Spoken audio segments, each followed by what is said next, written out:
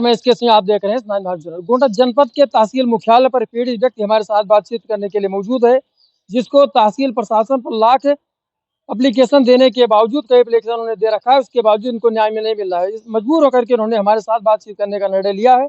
आपका स्वागत है। क्या नाम आपका है? हमारा नाम फूलचंद यादव है। क्या समस्या है? हमारी समस्या यह है कि हमारा गाटा संख्या 3 जो है पूरा हमारे जो पटीदार के घर के सामने है, उसको पूरा कब्जा कर रखे हैं।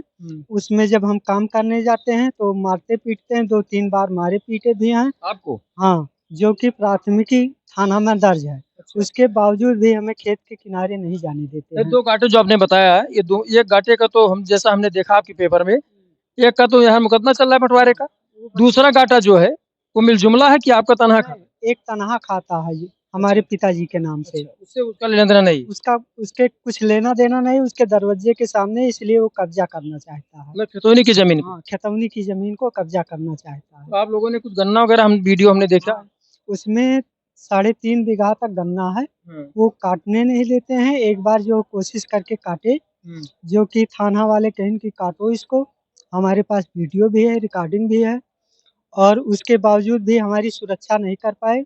हमको काफी बुरी तरीका से मारे पीटे हैं, और हमारे भाई को भी कहा उसके बावजूद तो सुरक्षा हो नहीं पाई। नहीं आपको मारा पीटा गया तो आपने एप्लीकेशन दिया थाने?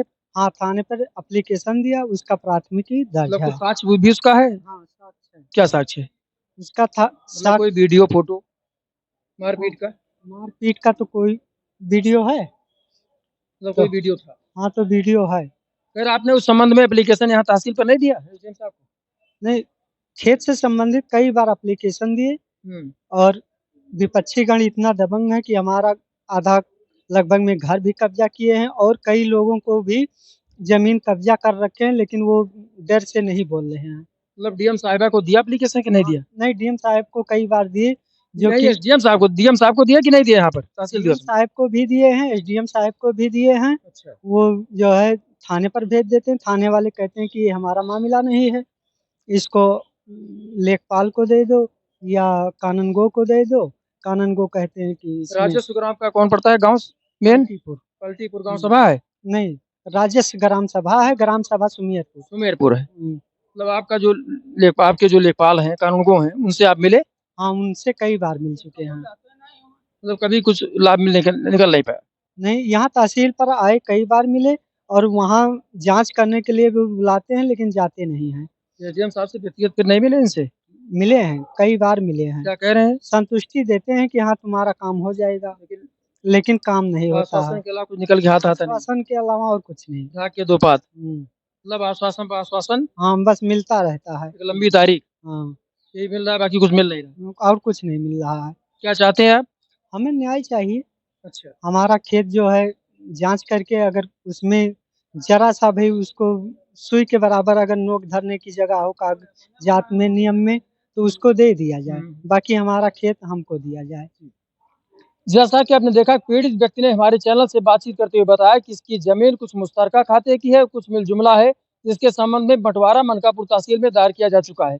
अगर बंटवारा दायर है, उस जमीन को डिस्प्यूट हम मान सकते हैं, लेकिन इनके बगल इनकी जो निजी जमीन है, उसको डिस्प्यूट कैसे माना सकता है? 4-5 साल से ये लगातार गन्ने की बुआई भी कर रहे हैं। स्थानीय थाना प्रशासन की जो भी भूमिका रही हो, लेकिन ये आज तक उस पर काबिज नहीं हो पा रहे हैं। इनका गन्ना लगा का लगा है, ये कटवा नहीं पा रहे हैं। फसल जो ही की तो नष्ट हो जाती है।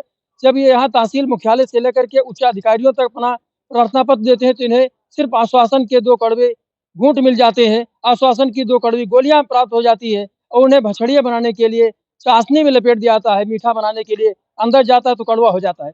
अब न्याय पालिका की जो व्यवस्था है, यहाँ स्थानीय स्तर पर हम देख सकते हैं, तहसील प्रशासन की जो व्यवस्था है, जो न्यायिक व्यवस्था है, एसडीएम साहब को स्वतः संज्ञान लेकर के इस पीड़ित व्यक्ति को न्याय दिलाना ही पड़ेगा।